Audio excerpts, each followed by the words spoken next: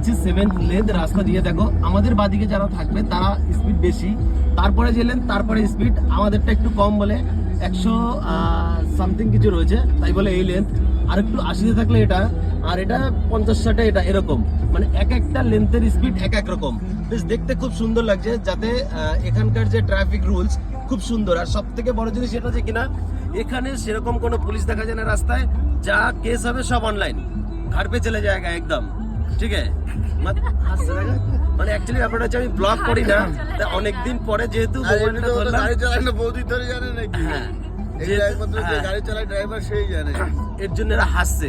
মানে এখানকার রুলস এতটা সুন্দর আর এতটা ভালো লেগেছে যে কিনা যারা ড্রাইভার আছে তাদের মানে কি বলবো, পায়ের যে আমরা কলকাতাতে হলে কি হয়, গাড়ি 2-3 ঘন্টা চালানোর পরে পায়ে ব্যথা হয়ে যায়, এখানে পায়ে ব্যথার কোনো কেস নাই, ইট চাপা দিয়ে রেখে দিলেই চলবে গাড়ি। হাসছিস কেন তোরা বল? যেটা সত্যি।